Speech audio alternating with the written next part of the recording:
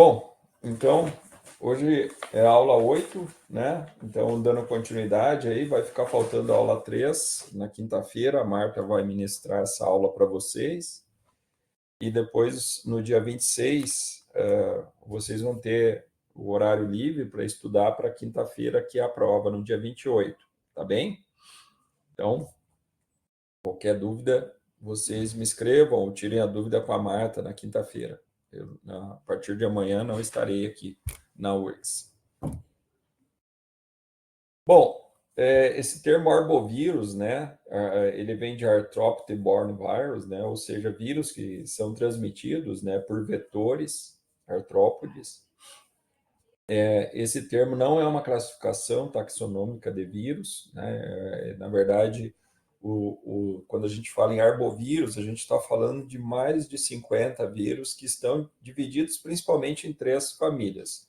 Togaviride, que entra as chikungunya, as encefalites equíneas, Bunyaviride, né, que está aqui a febre do Vale Rift, por exemplo, né, e Flaviviride, que está a febre amarela, dengue e zika. A gente vai falar, então, né, desses vírus aqui hoje, né. Bom, toda vez que a gente tem um vetor transmitindo um vírus, é um problema muito grande para o controle desse vírus, né?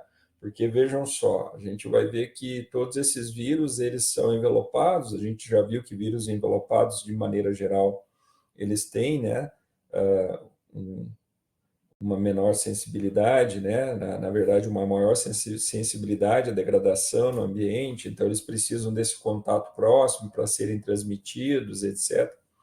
Mas nesse caso aqui, né, nós temos um vetor que vai lá, né, pica o ser humano, né, ele, ou o animal também, e introduz o vírus diretamente na corrente sanguínea, né?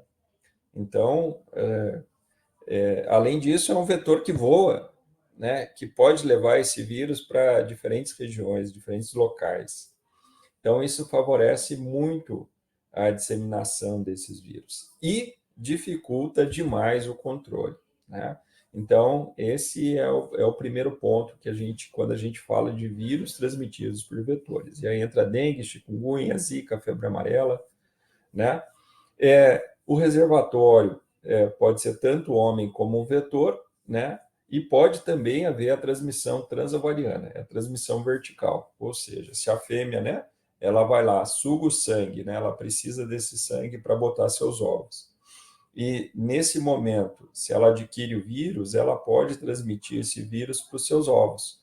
Então, esses ovos eles vão ser botados, né, e eles vão estar já com o vírus, né? Então, quando nascer um novo mosquito, ele já nasce infectado. Então, essa transmissão vertical ela é muito importante nesse processo da manutenção do vírus, né, na natureza, né? Porque esses ovos eles podem ser, né, colocados e eles vão eclodir quando as condições ambientais estiverem favoráveis. Então, pode passar um período de seca, quando começar as chuvas novamente, e aí a gente tem uma infestação de mosquitos, com alguns deles infectados com vírus. Isso também dificulta, né, o controle, né? Em alguns casos, né, como é o caso da encefalite equina, da febre amarela, a gente tem, né, ainda a presença de um animal, né, que pode servir, então, como reservatório, e dessa maneira o vírus é mantido, então, né, através dos vetores, né, na natureza, e isso dificulta demais o controle, né? Então, a grande questão está relacionada a isso, né? Então, o vírus, ele vai, né, uma vez que o mosquito suga o sangue, né, ele vai se replicar no intestino do mosquito, né, e ele vai, né, depois retornar ali para a cavidade oral, né, para a glândula salivar, e quando o mosquito for picar uma pessoa, ele vai infectar essa pessoa com, né, com o vírus. E dessa maneira a gente tem uma manutenção. E isso, se a gente entender isso, fica fácil, né, da gente perceber por que é tão importante controlar, né, os mosquitos quando você tem um surto de dengue, por exemplo, né? Porque você precisa interromper esse ciclo, né? Como que você interrompe esse ciclo, né? Isolando as pessoas doentes, né, para que elas não tenham contato com o mosquito, etc. E fazendo um combate ao mosquito para diminuir essa população de mosquito, para que o mosquito não possa, então, né, levar o vírus, né, para mais pessoas, né? E o que a gente vê na prática, na verdade? A gente é muito comum, né, nos surtos de dengue, você vê pessoas num condomínio, por exemplo, que moram em determinado bairro, né, as pessoas da mesma rua, né, quase todo mundo fica doente, né? A gente tem relatos de algumas pessoas que são internadas, né?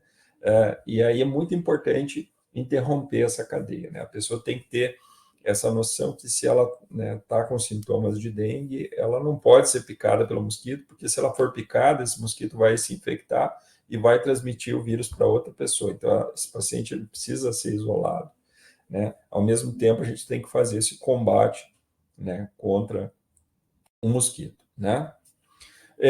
De maneira geral, né, as doenças transmitidas, aí os arbovírus, eles vão provocar febre, eritema, né, que pode confundir com outras doenças eczematosas, como a gente viu, né? Alguns podem provocar encefalites e, em alguns casos, febres hemorrágicas. Então, nós temos doenças bastante graves, né, transmitidas, então, por mosquitos. O objetivo da aula é apresentar as principais características das famílias virais dos vírus transmitidos por artrópodes, né? Da família Bunyaviride, Flaviviride e Togaviride. Tranquilo até aqui? Se tiver alguma questão, vocês coloquem aí. Estamos aí com 28 alunos. Buenas. Então, começando então com os bunhavírus, né? Vejam só, né? A gente já observa aqui que o genoma dele é segmentado, então tudo aquilo que a gente falou para genoma segmentado, né? É um genoma de RNA, quer dizer, então ele sofre, né, pequenas mutações, e além disso, né, o fato de ser segmentado pode favorecer, né, a troca de segmentos e o surgimento, né, de novos vírus, de novas variantes virais. E isso aconteceu recentemente. A gente vai falar sobre isso. Bom, então é um vírus RNA de fita simples, segmentado, né? Consequentemente, ele pode sofrer rearranjos. Já comentei que a maioria desses vírus eles são envelopados, mas isso não é um problema, porque ele é transmitido pelo mosquito, então ele está protegido lá dentro do mosquito, ele vai ser inoculado diretamente no hospedeiro. Nós temos vários gêneros aí, várias espécies importantes, né? Como o vírus da febre do Vale Rift, né? Cada segmento codifica uma proteína diferente, né? Então, o segmento L de large, né? Ele codifica a polimerase, o segmento M, a proteína G, e o segmento S, uma ribonucleoproteína.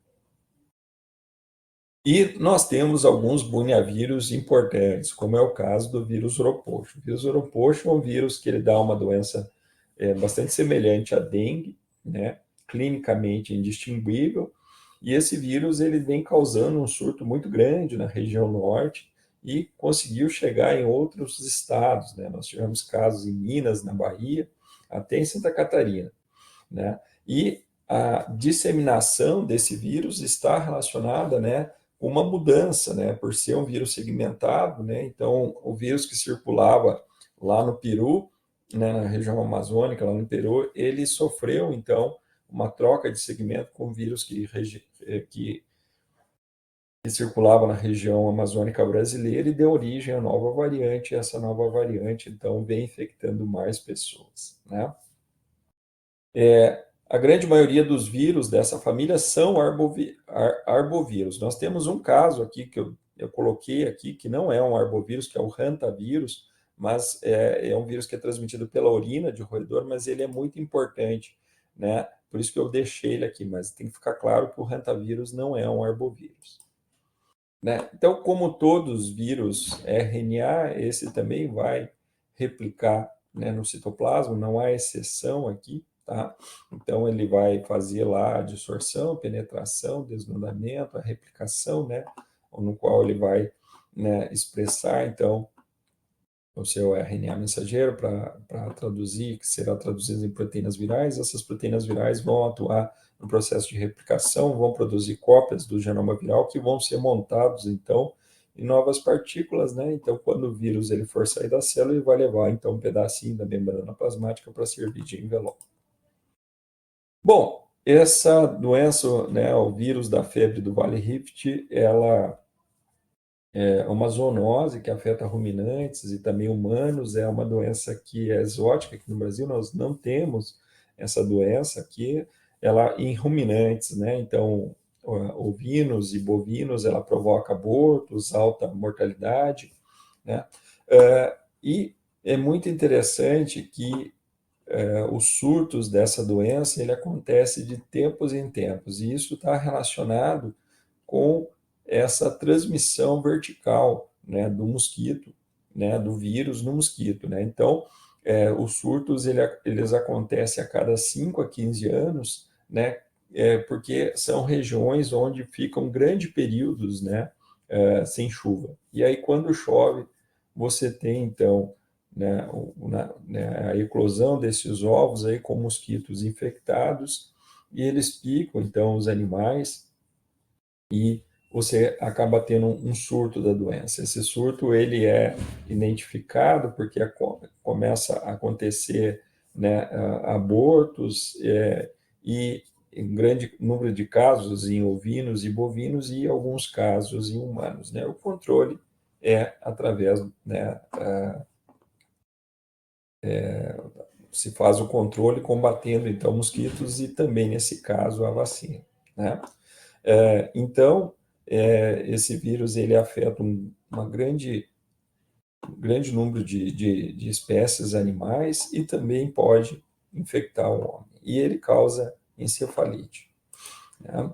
O diagnóstico, né, está relacionado à detecção, então, dessas taxas maiores de aborto em ovelhas e vacas, pode ser sugestivo, então, né, e aí se coleta, então, amostras de tecido e se faz, então, a identificação do vírus para RT-PCR, por exemplo, ELISA. O controle é feito através do controle dos vetores e vacinação anual.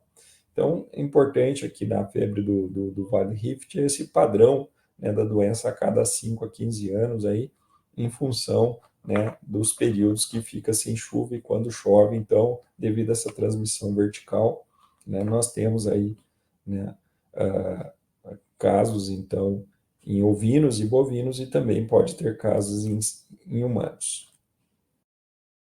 Bom, e o Oropoche, né? Então esse vírus ele vem ganhando uma importância muito grande, vários artigos aí mostrando, né, o último surto, geralmente lá na região norte, onde esse vírus é comum, os números de casos de dengue eram maiores do que o número de casos de Oropoche. Mas esse ano houve uma inversão, né? Nós temos mais casos, né, da febre Oropoche do que da dengue.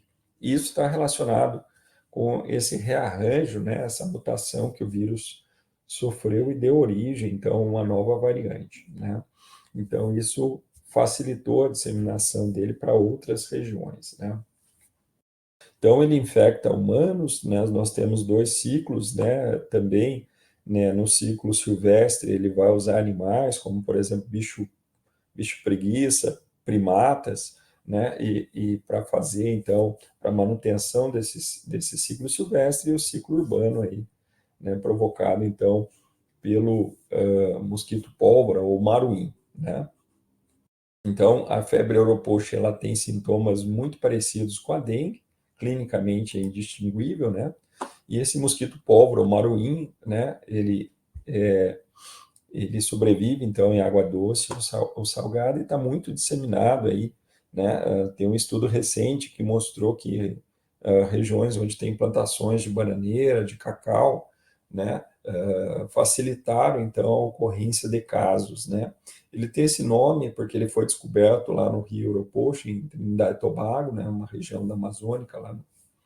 E ele foi isolado de bicho preguiça, mas ele também infecta primatas, né? O diagnóstico se for por imunofluorescência, RT-PCR. O tratamento é sintomático e também pode usar antivirais e o controle, né? Controle de mosquito e uso de repelentes, né? Então a gente vai ver que O uso de repelentes aqui é muito importante, principalmente, né, mulheres grávidas, né, usar telas na janela para evitar, então, o contato com o vetor. Bom, agora nós vamos falar, então, dos vírus da família Flaviridae, sem dúvida são os principais, né, arbovírus, estão dentro dessa família, né, como a febre amarela, dengue, né, e o impacto, né, que elas causam, né? O Rio Grande do Sul, ele já perdeu esse ano 281 gaúchos, né, pelo vírus da dengue. Então, é muito importante combater esse vírus, né? É um vírus também de RNA, de polaridade positiva, envelopado, como eu já falei para vocês. Nós temos 3 gêneros aqui, o flavivírus, pestivírus e passivírus, e alguns deles são arbovírus. Nem todos são arbovírus. Por exemplo, o gênero da família Hepacivírus, né, os vírus da família do gênero Hepacivírus, que é o vírus da hepatite C, ele não é um arbovírus. Já comentei isso com vocês quando a gente falou da hepatite C, lá na aula das hepatites, né? Muito comum que isso é um pega-ratão, né, uma pegadinha em muitos concursos, aí eles gostam de colocar isso, todo flavivírus é um arbovírus. Não, né, o vírus da hepatite C é um flavivírus e não, e felizmente, né, não é transmitido por mosquito. Então, além, né, do vírus da hepatite C, né, que não é, né, portanto, não é um arbovírus e, portanto, a gente não vai falar dele, aqui a gente já falou dele, né? Então, dentro do gênero flavírus, nós temos aí o vírus da febre amarela, o vírus da dengue e Zika vírus, né?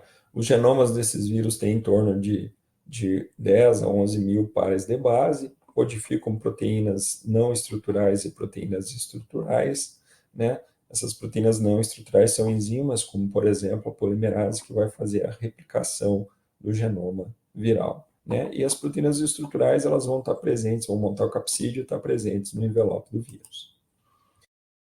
Bom, começando com a febre amarela, então, ela né, ela é uma doença que ocorre, né, no oeste da África, na América do Sul. Nós temos aí duas formas, urbana e silvática, ou silvestre.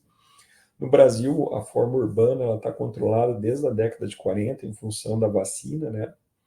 E nós temos os vetores principais aí da forma silvestre, o hemogogus, né? E também os sabetes, e na forma urbana, né, o Aedes aegypti, né? Como eu falei, a febre amarela urbana ela está erradicada no Brasil em função da vacinação. Embora tenha um estudo recente do pessoal de Minas, né, no qual eles coletaram sangue de primatas, né, especialmente calitrix, e mostraram, né, que um percentual desses animais tinha anticorpos contra o vírus da febre amarela, mostrando então esse, né, que esse vírus ele pode sim circular nessas regiões urbanas, mas nós não temos casos de febre amarela urbana provocada por Aedes aegypti desde a década de 40. Então ela é considerada erradicada. Os sinais são calafrios, febre, dor de cabeça, dores musculares generalizadas e sinais gastrointestinais. Também pode acontecer infecções assintomáticas ou doença febril indiferenciada, né?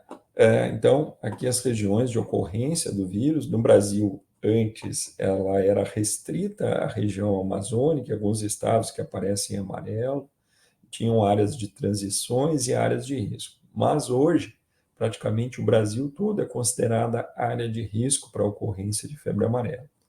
E o fato de terem essas áreas de transição, ela foi importante para o surto de 2016, 2017, pois o vírus ele alcançou regiões aqui no sudeste brasileiro onde uma grande população, né, não estava vacinada, e isso acabou causando a morte de milhares de pessoas nesse último surto em 2016, 2017. Portanto, é muito importante, né, estar vacinado contra a doença, né? Lá, em função, né, da, da, da Copa do Mundo aqui no Brasil, depois também das Olimpíadas, né, havia então essa recomendação de vacinação. Ela estava restrita a essa região amarela, mas como eu falei, esse status já mudou e hoje o Brasil inteiro é considerada área de risco para a ocorrência, né, de febre amarela, mesmo em regiões litorâneas. Então, a grande questão é que, né, esse ciclo silvestre, que ele é mantido, então, por mosquitos, né, devido a essa transmissão vertical. Então, o mosquito, quando ele bota lá o ovo pode estar infectado pelo vírus e pode dar origem, então, a um mosquito infectado que vai picar um primata e vai transmitir. E é muito importante o papel dos primatas aqui, né, para que a gente consiga identificar a ocorrência de febre amarela silvestre, né? Então, eles são importantes sentinelas. É através da morte desses animais que a gente fica sabendo se está tendo casos, né, de febre amarela silvestre, e é nesse momento que a gente vai atuar. A gente vai coletar mais amostras, vai coletar amostras de mosquito, vai visitar essas regiões para ver se a população está vacinada, para, né, impedir a ocorrência de casos em humanos, né? E o grande risco é que a ocorrência de febre amarela silvestre pode fazer com que retorne, então, a febre amarela urbana, aí transmitido pelo Aedes aegypti, que é um mosquito que já está muito bem adaptado, né, às nossas condições de moradia, e aí a gente teria um surto muito grande de febre amarela. Então, a grande questão é impedir a ocorrência, né, desse ciclo urbano, é muito importante. Além do hemogogos, nós temos aqui os rabetes, e além do Aedes aegypti, né, nós temos outras espécies de mosquito que também pode transmitir o vírus da febre amarela. Então, como eu falei, né, os primatas eles são sentinelas, os bugios é uma espécie muito sensível ao luata, né? Ele é muito sensível à ocorrência da febre amarela, tanto quanto a gente, então esses animais também morrem. E quando tem um surto de febre amarela, as pessoas ficam com medo e não entendem o papel do primata, né? Nesse ciclo, né? E acabam muitas vezes matando esses animais pelo medo da febre amarela. Só que eles estão prejudicando, né, essa identificação no caso de um surto. Então, esses animais, quando, né, eles vivem em bandos, principalmente, né, o bugio, e quando há um surto de febre amarela, essa população ela decresce, em alguns casos ela some, né? Então não se deve, né, matar esses animais. Eles são fundamentais nesse processo, são eles que são a sentinela na identificação de casos de febre amarela. Bom, como é que acontece a patogenia, né? Então o vírus vai replicar em linfonodos e vai infectar células dendríticas. Lá no fígado ele vai infectar os hepatócitos, né? O que vai levar a uma degradação eosinofílica e liberação de citocinas, e também a presença de massas necróticas, né, que são chamadas de corpúsculos de Coulson, né, que aparecem aqui. E essa doença ela pode ter uma progressão fatal, principalmente se a pessoa não é vacinada. Então, é uma doença muito grave, né? Então, nessa progressão fatal ocorre choque cardiovascular e falha múltipla de órgãos com nível muito elevado de citocinas, né? Então, também há uma tempestade de citocinas aqui, né? A gente já comentou sobre isso, uma superativação do sistema imune que acaba, então, causando esse dano hepático, né? Que vai culminar aí com a morte pode culminar com a morte da pessoa que está infectada, né? Então, sinais clínicos, eles vão desde doenças assintomáticas até uma doença febril indiferenciada, calafrios, febre, dor de cabeça, dores musculares generalizadas e sinais gastrointestinais. Após 3 a 4 dias de incubação, pacientes severamente infectados desenvolvem bradicardia e icterícia e manifestações hemorrágicas, e 50% dos pacientes desenvolverão doença fatal, hemorragias, oligúria e hipotensão, né? Então, vejam só, é uma doença muito grave, né? O índice de letalidade, né, dessa doença é de 50%, né? Então, né, a oligúria, que é a diminuição, né, da quantidade de urina, né, essa diminuição na pressão arterial, hemorragias, então é uma doença muito grave. Todos nós temos que estar vacinados contra a febre amarela, né? Então, aqui, né, as características dessa hepatite, esse amarelão, né, a gente observa bem nos olhos aqui, né, e ela vai atingir aí cerca de 5 a 10% dos pacientes, né? Então, essa forma grave aí, 10 a 20% com febre e icterícia, né? Mas a grande maioria vai ter uma infecção assintomática alguns 20 a 30% vão ter uma infecção leve, e os casos graves aí vão apresentar essa icterícia, e 5 a 10% desses casos aí podem, né, chegarem a óbito, né?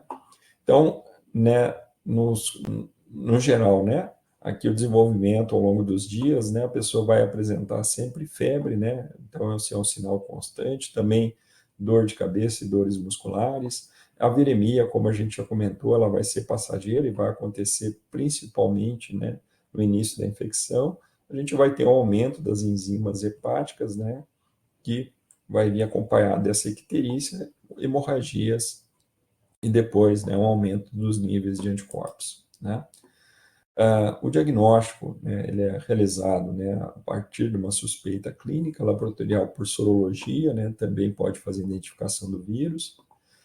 Também se fala em diagnóstico epidemiológico, né, onde se vê a procedência ou residência em áreas endêmicas, né, para identificar essas pessoas. Então, suspeitos são pessoas que estão com febre, dores, náuseas e vômitos. Tratamento assintomático, não existe, né, um tratamento específico, né, e o controle é feito através de uma vacina viva, atenuada, muito eficaz, que foi desenvolvida lá, né, em 1937, lá na década de 30, né, e começou a ser aplicada e ela permitiu, então, e vem permitindo esse controle, né, nessa doença que é uma doença grave. Esse vírus ele é cultivado em ovos embrionados, né, e essa vacina é indicada para todas as pessoas. Uma dose é suficiente para a proteção.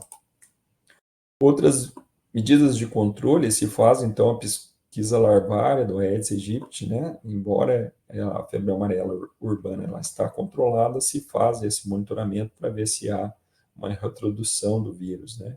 Eliminação dos focos positivos com produtos químicos, visitação e tratamento sistemático dos pontos estratégicos, né? Ou seja, né, áreas periurbanas onde você pode ter essa interface entre, né, animais aí, primatas não humanos e humanos, né? Educação e saúde, esclarecimento à população, né, mostrando então a importância, né, desse monitoramento, caso a pessoa ela aviste, então, por exemplo, um macaco morto, ela deve avisar então a Secretaria de Saúde para que o pessoal possa lá coletar amostras, né, e fazer então o diagnóstico. Tranquilo? Alguma dúvida em relação à febre amarela? Agora a gente vai falar da dengue, né? Então, a dengue ela vem assustando aí os gaúchos, né? Como eu mencionei no começo da aula, temos 281 gaúchos mortos, né? E vamos entender, né, por que é uma doença que está se alastrando tanto, né? Isso está relacionado, então, com a disseminação, né, do seu vetor, o Aedes aegypti e o Aedes albopictus, né? Então, ela também pode ser transmitida pelo Culex, né, que é aquele mosquito comum, e ela causa epidemias, né, nos meses mais quentes e chuvosos. E a grande questão é que a gente tem 4 sorotipos de dengue, dengue 1, 2, 3 e 4, e a reinfecção com um sorotipo diferente pode provocar uma doença mais grave, né, a dengue hemorrágica. Então é muito importante, se a pessoa já teve dengue, ela saiba, né, qual tipo de dengue ela teve, e ela fique, né, sempre atenta, né, para quais vírus estão circulando, né? Então, nesse momento, geralmente a gente tem um predomínio da dengue 1, a maioria dos estados também a gente tem uma circulação do vírus da dengue tipo 2, num percentual menor, e em alguns anos a gente tem a circulação do dengue 3 e 4, né? Então, nesse momento, o dengue 3 também circula em alguns estados, inclusive no Rio Grande do Sul, então isso também pode fazer com que aumente, né, os casos de dengue hemorrágica. Bom, como outros vírus RNA, esse vírus vai replicar, né, no citoplasma, então ele vai fazer lá a dispersão, penetração, né, então ele vai usar diferentes receptores aqui para penetrar na célula, né, vai sofrer o desnudamento, vai replicar o seu genoma, né, fazer cópias do seu genoma e produzir proteínas virais, né, na forma de uma poliproteína que vai ser crivada por proteases virais e celulares, essas proteínas vão montar novas partículas virais, junto com cópias do genoma, né? Que serão liberadas, então, quando o vírus sair da célula, ele vai pegar um pedacinho da membrana plasmática para servir de seu, né, como envelope, né? Na verdade, esse dado está desatualizado, né? Nós temos aí mais de 500 milhões de casos da doença, 2023 mais de 6,5 milhões de casos, mais de 7.300 mortes, e a cada ano, esse ano já superou o número de casos e mortes, né? Então a gente vem batendo recorde, recorde. E pelo menos, né, metade da população mundial vive em área de risco para a ocorrência da dengue. Então, nos últimos anos, a dengue está chegando, então, né, no sul dos Estados Unidos, aqui no sul da Europa, e isso vem fazendo com que esses países ricos também passem a se preocupar e a estudar o vírus, né? Aqui no Brasil, como eu mencionei, a gente tem um predomínio, né, de dengue 1, né? E também temos a circulação de dengue 2 e dengue 3 em alguns estados e em alguns momentos a circulação de dengue 4, né? E a grande questão é, então, o mosquito, para ele adquirir o vírus, ele precisa, né, sugar o sangue de uma pessoa, né, que esteja infectada com o vírus e que esteja, né, em viremia, né? Vocês lembram que esse período de viremia ele é curto, em torno de uma semana, às vezes menos. Então, se o mosquito ele picar a pessoa naquele período, ele vai adquirir o vírus. Mas mesmo assim, ele não se torna, né, ele leva um tempo, né, para que esse vírus ele possa circular, então, pela hemolinfa, né, do mosquito, né, e até que ele retorne na saliva e o mosquito possa, então, transmitir o vírus, né? Então, há um período aqui para que isso aconteça. Por isso que quando a gente tem, né, um surto de dengue, é muito importante controlar a população de mosquito, né? Porque você precisa interromper esse ciclo. Como é que você interrompe esse ciclo? Isolando pacientes positivos, né, para dengue e controlando o mosquito, né? Então ele leva um período para ele se tornar o que a gente chama de competente, para ele adquirir essa competência, né? Ele adquire o vírus e é capaz, né, de transmitir esse vírus. A gente chama isso de competência, né? Então leva um período para ele, né, se tornar competente. Como é que a gente sabe que o mosquito está competente? A partir do momento que ele está excretando o vírus pela saliva, né? Então é muito importante interromper esse ciclo, né? E aí, claro, né, usar né, repelentes, telas na janela para evitar que a pessoa, né, seja picada. Se o meu vizinho está com dengue, o risco, né, de eu ter dengue caso, né, um mosquito, né, entre na minha casa, ele é aumentado. Então a gente tem que tomar esse cuidado e esse tem que ser um cuidado de todas as pessoas no bairro, no condomínio, para não ter essa doença, né, alastrada, né? Quando a gente começa a saber, fulano teve dengue, tem que redobrar os cuidados. Fulano foi internado, né? Então é muito, muito cuidado, né? Então, essa questão dos sorotipos é muito importante também. Então, cada sorotipo proporciona uma imunidade permanente específica. O que significa isso? Se eu tive dengue provocada pelo sorotipo 1, dengue 1, eu estou protegido contra dengue 1. Mas essa imunidade é cruzada a curto prazo. O que significa isso? Se eu tive dengue 1, significa que eu posso ter dengue 2, 3 ou 4. Né? Então, essa imunidade cruzada, ela é a curto prazo, né? Todos os sorotipos podem causar doenças graves e fatais, né? Há uma variação genética dentro de cada sorotipo e algumas variantes genéticas são mais virulentas, né? Então, em caso de surto, também é importante a gente fazer essa identificação, né? Bom, o vírus ele vai ter um período de incubação que vai ser rápido, aí, 3 a 15 dias após a picada do mosquito. Os sinais clínicos: febre alta, dor de cabeça, dor no corpo, náusea e vômitos, né? 3 a 4 dias após o início da febre, a pessoa vai apresentar, então, essas manchas, né, vermelhas, esses eritemas na pele e prurido, e também pequenos sangramentos no nariz e gengiva, e, na maioria dos casos, 4 a 5 dias a melhora e recuperação. Mas em alguns casos, né, após né, o período de febre, e pode ter uma queda acentuada da pressão sanguínea e manifestações hemorrágicas. E se a pessoa não for tratada rapidamente, né, na dengue hemorrágica, ela pode, então, levar a óbito, né?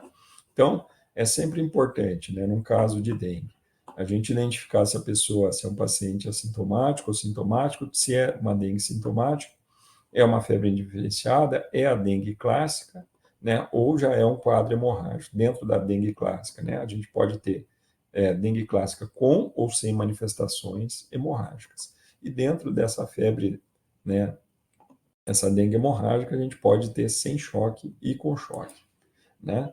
Então, os sintomas são febre, prostração, dor de cabeça, dor atrás dos olhos, dores musculares e nas articulações, náuseas e vômitos, perda de apetite, racho cutâneo, manifestações hemorrágicas, e a pessoa não vai apresentar sintomas respiratórios, né?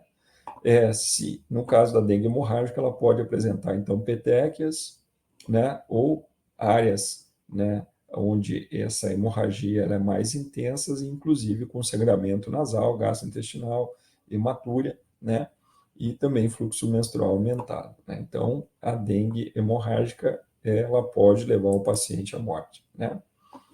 Bom, né, na febre hemorrágica, né, o paciente deverá apresentar os seguintes critérios: febre ou histórico recente de febre, até 7 dias, uma trombocitopenia, geralmente, aqui está menos que 100 mil, né? Mas na verdade é comum pegar pacientes com 40 mil ou abaixo de 20 mil, tá? Então esses pacientes, eles ficam internados recebendo fluidoterapia, né? E só são liberados quando, né, esse número de plaquetas aumenta. Manifestações hemorrágicas, evidências de permeabilidade vascular e confirmação laboratorial, né?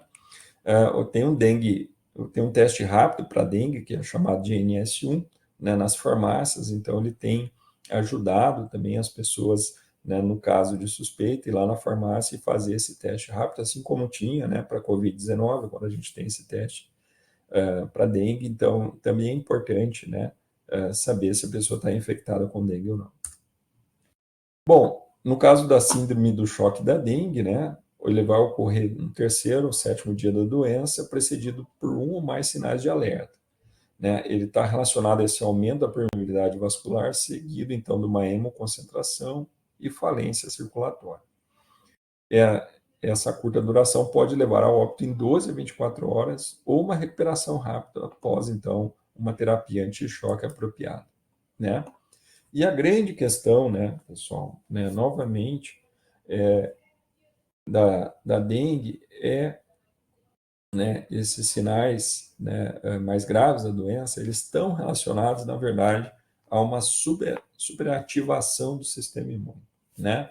Então, principalmente pessoas que já tiveram dengue e têm níveis baixos de anticorpos, quando infectadas, né, novamente por um outro sorotipo, elas podem desenvolver, então, a dengue hemorrágica, e isso está relacionado, então, a essa superativação do sistema imune, né, no qual a gente vai ter uma tempestade de citocinas, e essas citocinas vão ativar todo o sistema imune, com indução de apoptose, né, e a pessoa, então, vai ter essa, essa, essa, essa dengue hemorrágica, tá? Então, isso está relacionado a essa ativação do sistema imune. Bom, quando o paciente ele chega no hospital, a gente vai ver que são 4 graus diferentes, né? Então, no grau 1, que é o grau mais leve, a pessoa tem febre com alguns sintomas inespecíficos, né? Mas ela deu positivo na prova do laço e tem uma única manifestação hemorrágica, tem pequenas petequias pelo corpo.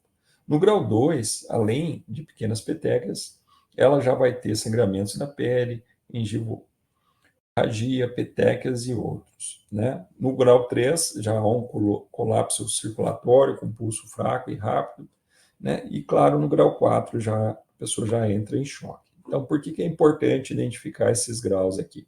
Porque no caso de um surto de uma doença, um surto de dengue, você vai ter um grande número de pacientes chegando no hospital. E é preciso, então, né, separar esses pacientes para aqueles que estão com grau 3 ou 4, eles sejam atendidos imediatamente, né? E os pacientes com grau 1 e 2, eles podem, então, ficar aguardando atendimento. Então, essa é a ideia, né, de, né, fazer esse screening aí, né, para ver qual grau o paciente apresenta da dengue, né? Bom, essa detecção, né, do vírus, né, através nesse teste rápido chamado NS1, né? A NS1, então, é uma proteína estrutural, NS de não structural protein, né, tipo 1. Então, essa proteína estrutural 1, a gente pode, então, identificar, né, através desse teste rápido para ver a presença. Só que quando que a gente vai identificar a presença dessa proteína viral? O teste vai dar positivo somente durante a viremia, né? Então, quando a gente tiver, depois que há a reação, né, do organismo, né, se for na dengue primária, a gente vai ter ali a IgM, depois IgG, e se for, num caso, uma infecção secundária, você também vai ter um período de viremia ali e vai ter um aumento acentuado, né, de IgG, aí, porque você já teve, né, um contato prévio com a doença. Então, além, né, da identificação do antígeno viral, também deve-se fazer a identificação, então, sorológica, né? Bom, o que a gente vai coletar, né? Tipo, né? Então, a gente vai coletar o soro, né? Quando que a gente vai coletar? De 0 a 5 dias, né? Então, que é o período da viremia, ali eu posso fazer o isolamento viral, eu posso fazer, né, métodos moleculares para identificar a presença do genoma, a captura do NS1. Já estou na fase de convalescência, né? Uma semana depois do início dos sintomas. Então, provavelmente você não vai ter mais presente o vírus, você vai ter, então, anticorpos. Então, a gente vai usar métodos sorológicos aí para detectar IgM e IgG. Diagnóstico. Então, a prova é do BLAST para verificar a pressão arterial, e aí você conta o número de petequias, com 20 ou mais é considerado, então, que o paciente pode ser um indicativo de dengue, hemograma completo, né? Principalmente ali para ver como é que está o nível de plaquetas ali, se o paciente precisa ficar internado ou não, ELISA, isolamento, né? RT-PCR e o controle, né? Se faz pela capacitação de equipe, sensibilização da comunidade e medidas ambientais, né? Então, eu posso fazer o isolamento do vírus, né? Ele replica tanto em células de mosquito como em linhagens, né? Por exemplo, células Vero, que é rim de macaco verde africano. Posso fazer a detecção direta, né? Por RT-PCR, né? Do RNA viral, sorologia, né? E também, né? Histopatologia imunohistoquímica para identificar a presença do vírus no tecido. Na sorologia, então, a gente vai usar um teste para identificar a presença, né, de anticorpos, por exemplo, IgM, né? Então, essa plaquinha ela já vai estar ali com o antígeno adsorvido que vai ligar, então, né, se o paciente tiver a presença, né, de IgM lá no soro, vai se ligar aqui e depois vai ser revelado o teste, né?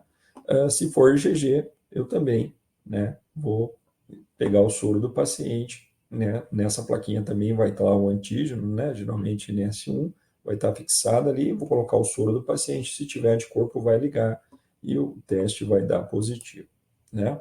Eu também posso fazer identificação, né, através do MyRT-PCR, para identificar, então, fragmentos do genoma viral e, após, né, usando uma multiplex ou sequenciamento para identificar qual tipo, né, qual sorotipo de dengue foi detectado aqui. Bom, nós temos duas vacinas no mercado atualmente, a Qdenga e a outra vacina. Essas vacinas, elas são recomendadas, então, contra os 4 sorotipos, ela ainda, né, ela não é disponibilizada na verdade, ela está sendo, né, ela foi disponibilizada para algumas regiões do país, para uma determinada faixa etária, ali em torno de 10 anos, né, ela foi aprovada para ser aplicada em indivíduos de 4 a 60 anos de idade, ela se baseia no sorotipo 2 do vírus, atenuado da dengue, que fornece, então, um esqueleto, né, genético para os outros 4 sorotipos. Deve ser administrada por via subcutânea, na dosagem de 0,5 ml, em um regime de 2 doses. A eficácia geral é de 80%, né?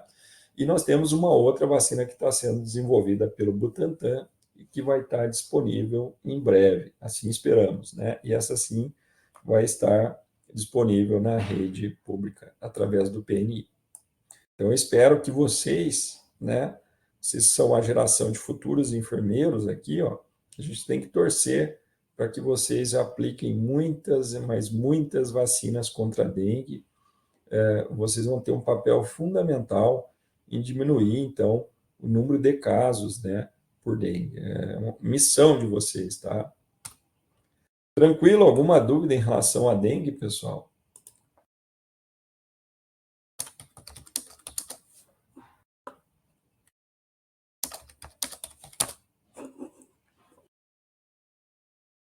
Então, aqui, ó, através desse painel aqui que está disponibilizado pela Secretaria de Saúde do Rio Grande do Sul, vocês podem entrar e verificar lá o número de casos, notificações, número de casos confirmados, 203, ó, notificações, quase 300 mil casos notificados, confirmados 200 mil, né, autóctones 166 mil, ou seja, foram adquiridos aqui no estado, e 281 óbitos, né?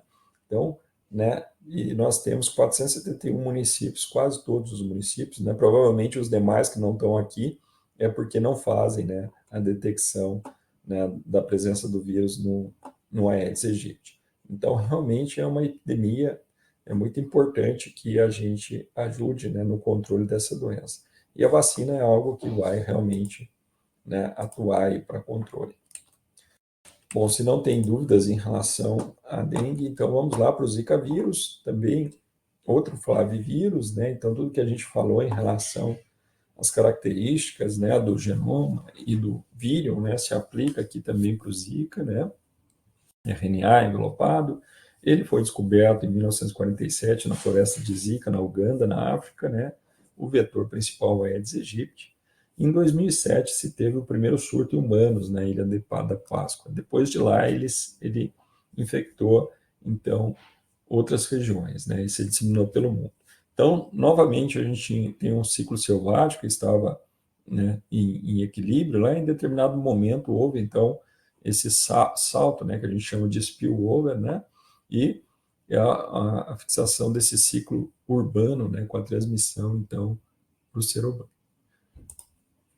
Bom, o que aconteceu ao longo, né, da evolução desse vírus, na verdade, né? Então, esse vírus ele passou por uma espécie, né, um fitness adaptativo, né, para que ele conseguisse, né, infectar o ser humano de maneira mais específica, né? E isso se deu devido à adaptação, né? Por exemplo, em uma outra espécie de mosquito. Então, quando ele infectou o Aedes albopictus, né? Uh, e então esse tráfico entre espécies, né? Então a infecção de diferentes espécies de mosquito e novos hospedeiros, como no caso do ser humano, favorece essa evolução, né, do vírus. E isso foi fundamental, né?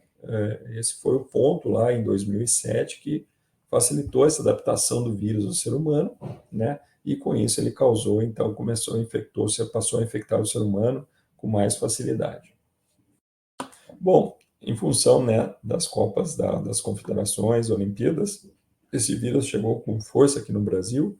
Em 2015, 2016, nós tivemos aí uma epidemia, né, com muitos casos confirmados em praticamente todos os estados, né?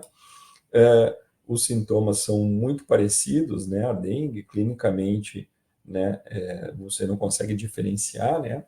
Você também vai ter manchas vermelhas, coceiras, febre, mal-estar, pode ter conjuntivite, né? E dores nas articulações e dores musculares, né? Então, aí a importância do diagnóstico laboratorial, né?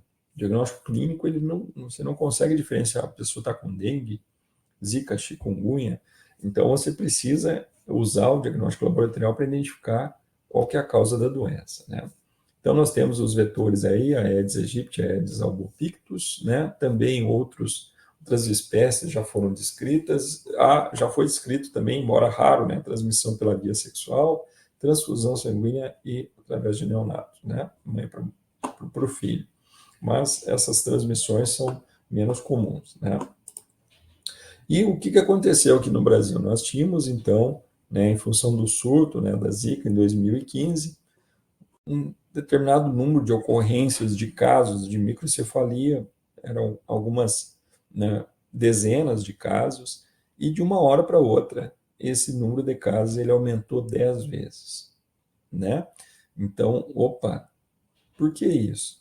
Né? O que está causando esse aumento de 10 vezes, né, no número de microcefalia? Além disso, esses casos aconteceram, né, em diferentes municípios, principalmente na região nordeste do Brasil.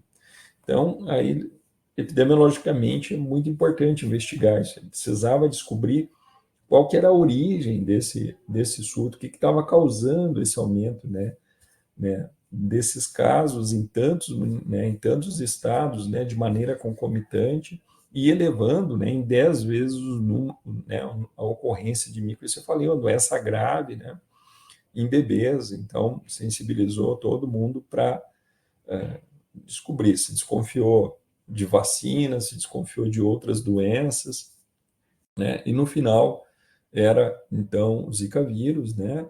E o fato dele ser transmitido por um vetor, né, facilita, então, sua disseminação e sua alta eficiência, né? Ele é muito eficiente em transmitir o vírus, né, de uma pessoa para o outro.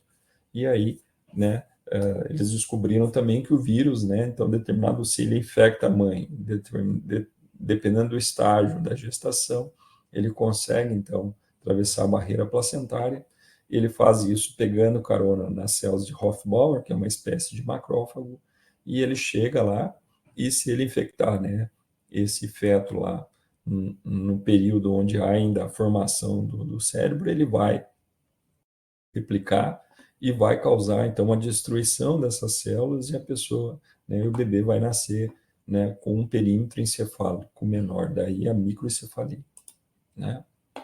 É, né, a ocorrência é 2 casos em cada 10 mil, né? Geralmente essa infecção ela tem que acontecer no primeiro semestre de gestação, né? E o risco está associado, então, com a infecção de Zika é 95 por 10 mil mulheres infectadas no primeiro trimestre.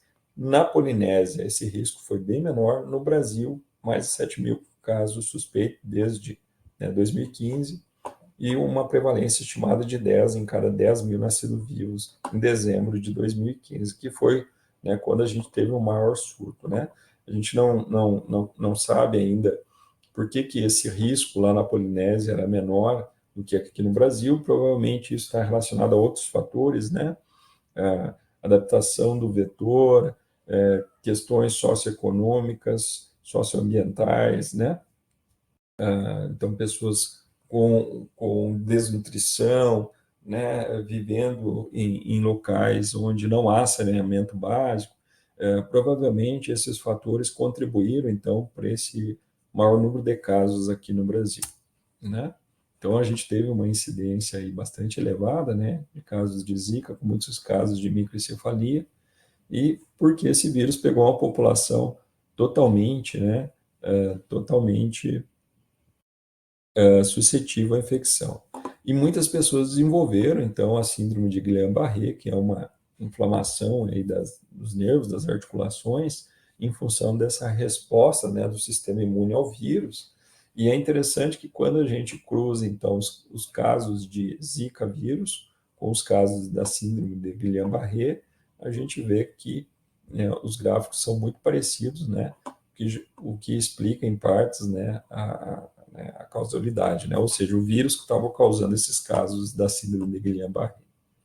Então, as pessoas com essa síndrome de Guillain-Barré, uma doença crônica, a pessoa vai ter muitas dores nas articulações, ela vai ficar internada no hospital, então provavelmente vocês vão tratar pacientes com essa síndrome, né? Tem que ter toda uma sensibilidade de entender que a pessoa ela vai estar com dores, essa dor é bastante intensiva, então ela vai ter que estar tomando um analgésico para diminuir essa dor, ela pode estar irritada em alguns momentos, né? devido a essa dor. Então, a gente tem que ter essa sensibilidade para tratar esse paciente, né? Tranquilo? Podemos, então, falar da última família aqui. Então, a gente já falou dos bunhavírus, já falamos dos flavivírus e agora vamos falar dos togavírus, né? Também vírus RNA envelopado, a maioria são arbovírus, e nós temos doenças importantes aqui, né, como chikungunya, também maiaro, e as encefalites equinas, né? Nas encefalites equinas, né, nós também temos um ciclo silvestre no qual o vírus ele infecta mosquitos e pequenas aves e roedores. Esse ciclo está em equilíbrio lá na natureza. Em determinado momento, outras espécies, como equinos, cães e o homem, são considerados hospedeiros acidentais, eles podem se infectar e desenvolver, então, né, uma enfermidade grave, inclusive encefalites, né, e causar a morte dessas pessoas. Então, a encefalite equina venezuelana é considerada uma zoonose. Em 95, a gente teve um surto que atingiu 100 mil pessoas, com 300 mortes na Venezuela e Colômbia. E o que se explica, né, a presença do vírus é a presença em reservatórios silvestres, né, pequenos mamíferos, né, aves e roedores, e também ela é transmitida, então, por vetores, né? O diagnóstico se faz por ELISA, soronetralização, RT-PCR, e o controle, né, a vacina contra a encefalite equina venezuelana, combate ao vetor e restrição ao trânsito de animais, né? Bom, mas vamos falar do principal vírus dessa família, que é o vírus chikungunya. Então, o togavírus, ele causa uma doença febril aguda denominada chikungunya. Esse nome está relacionado, então, né, ao idioma que se fala lá da Tanzânia, né? Chikungunya é aquele que se dobram, né? Referência à aparência curvada dos pacientes que foram atendidos na primeira epidemia no país lá na década de 50. Ele também é transmitido pela Aedes aegypti ou Aedes albopictus. Ele causa surtos em diferentes continentes aqui e no Brasil, né, também ele pegou uma população suscetível quando ele ingressou aqui, né, no país em 2014 e 2015. Né, a transmissão também é através da picada da fêmea do mosquito, tudo que a gente falou, igual para a febre amarela, para dengue, né? E também o mosquito vai adquirir o vírus ao picar uma pessoa infectada, né, e aí se dá esse ciclo de transmissão. Não existe transmissão entre pessoas. Os primeiros casos no Brasil ocorreram, em 2010, depois de uma viagem à Indonésia. Um paciente paulista de 25 anos esteve na Índia. Em junho de 2014, 6 casos de soldados que retornaram de uma missão no Haiti.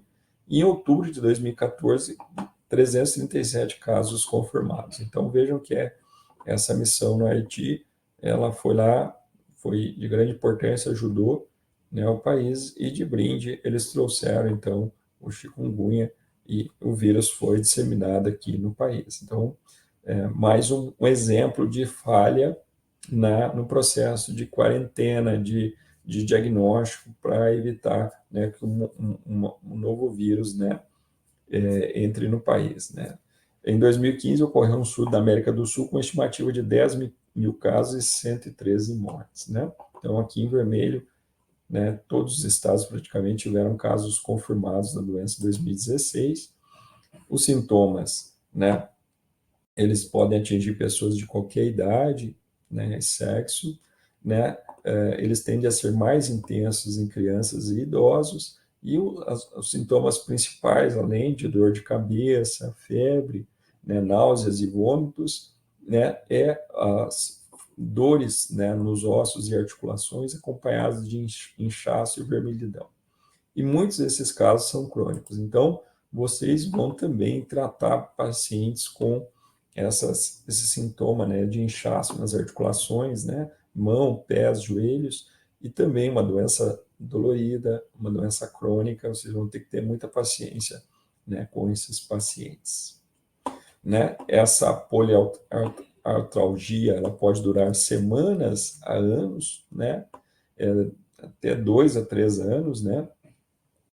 Porém, a maioria se torna, né, desabilitado por meses, né? E a grande questão é isso.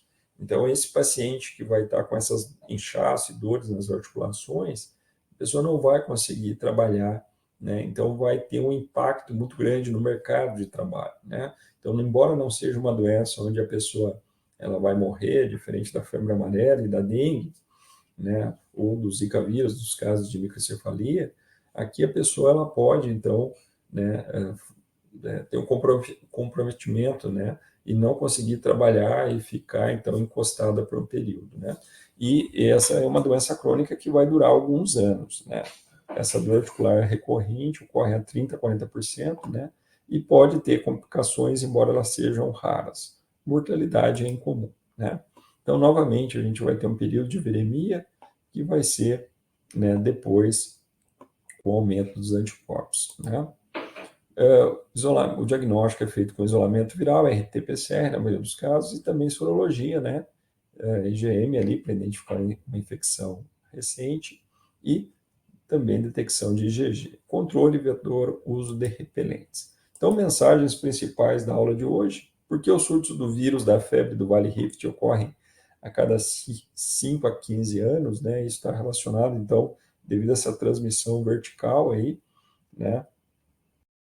E também porque nessas regiões tem grandes períodos, né, sem chuva, e quando chove, há então a eclosão desses ovos, nascimento de mosquitos infectados, eles vão, né, picar então ovinos e bovinos, e vai haver então a transmissão do vírus, e pode ter alguns casos em humanos. O nome do buniavírus brasileiro, que ocorre na região amazônica, né, ouro poxo, uma doença muito relacionada à dengue, na verdade, que ultrapassou os casos de dengue nesse último ano, e é um problema sério. O que dificulta o controle do vírus da dengue, né? Então a gente já comentou sobre isso durante a aula, né? Então, uma doença que é transmitida por um vetor é muito difícil de você controlar, você tem que controlar o vetor, ele pode levar esse vírus de uma região para outra, ele vai inocular esse vírus diretamente, né? Especificamente no caso da dengue, ainda a gente tem 4 sorotipos, né, do vírus, e isso também faz com que a pessoa possa se infectar com mais de um sorotipo e possa ter uma doença mais grave, né? Que fator foi importante a partir de 2007 para o Zika vírus causar surtos em humanos? Essa adaptação dele ao novo hospedeiro, né? Quando ele passar por um novo vetor, uma nova espécie de vetor, aí favoreceu essa adaptação ao ser humano, né? Contribuiu para o fitness, né, da espécie na adaptação do ser humano, causar então essa doença com mais eficiência nos seres humanos. E a partir desse surto ele conseguiu então né, infectar mais pessoas e foi disseminado pelo mundo. O principal sintoma da febre chikungunya são os inchaços e dores nas articulações, né? Por que a doença vem se espalhando no Brasil? Porque, de maneira geral, a gente tem uma população suscetível aí, né, ao vírus, assim como o caso do Zika, né, o do Oropost também, que é restrito à região amazônica, agora está, né, sendo transmitido para outros estados. Sugestões de leitura da meia-noite às 6, né? Então é isso, pessoal, tá? Se tiver alguma dúvida, me escrevam.